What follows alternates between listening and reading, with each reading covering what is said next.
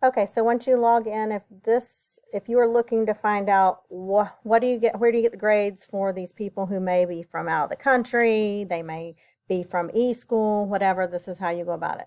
Go to my students, and so I know that there are two. I looked at the printout of this teacher, and I'm seeing in quarter one and quarter two, nobody's missing anything in quarter three, so I'm okay with that. But quarter one, I have two students missing grades, and in quarter two, I have missing student grades. So these two students, I need to figure out, they didn't come from just anywhere. I can't just new button them. So I'm going to pick that person's name. There's some chick named Faith. All right, here's Faith. Faith maybe came from eSchool, I think. I don't remember. But when you go here to your profile, where it says Student Portfolio, when you click that, you can see any previous report cards that they may have had. So this person is missing quarter one, but I don't see a quarter one. If PERS got quarter one from another place, she scanned it and it's in there waiting for you. This person doesn't, so I have to pretend like nothing's there. I can't do anything about it and just say, oh well. But there is quarter two.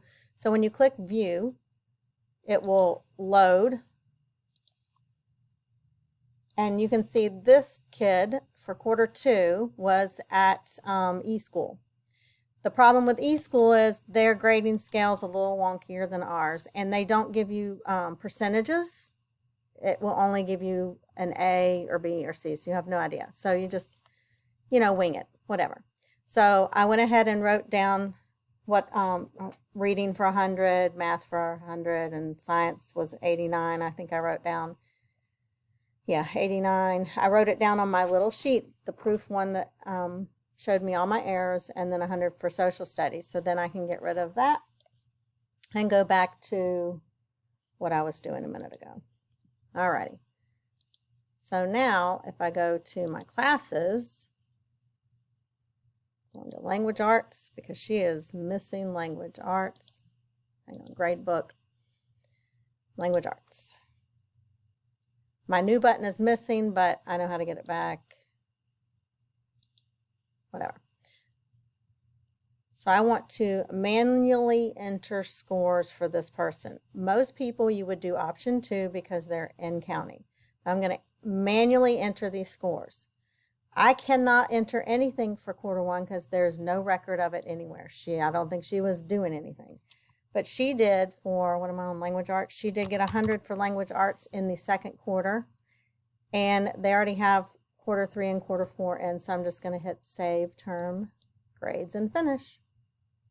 Now with that particular child, it's only your final grade will only include quarter 2, quarter 3, and quarter 4. That will give the final grade, but at least now we have at least one more in there. Then you want to go ahead and do your option.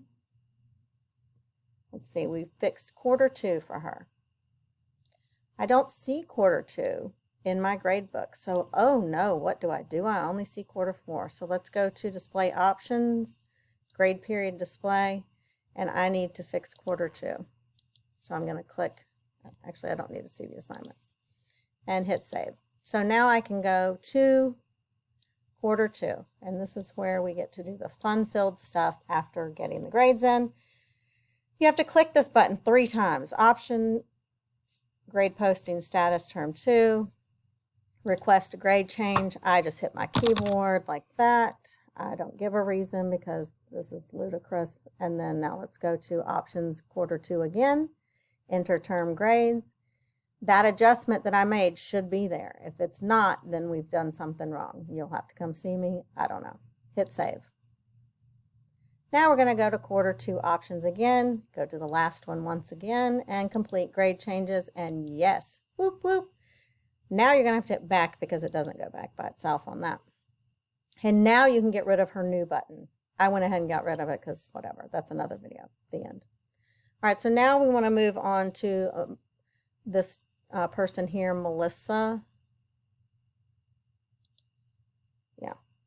So Melissa, the problem with this person is they came from Brazil, and I looked in their thing. PERS has nothing from there, so she just really has nothing except for quarter 4. I can go ahead and get rid of the new button, which it's already clicked on there. Yay, and I'm done. Now, to print out your sheet for PERS, all of your grade changes that you requested have to be approved before it will show up with everyone's grades where they're supposed to be again. Hope this helped.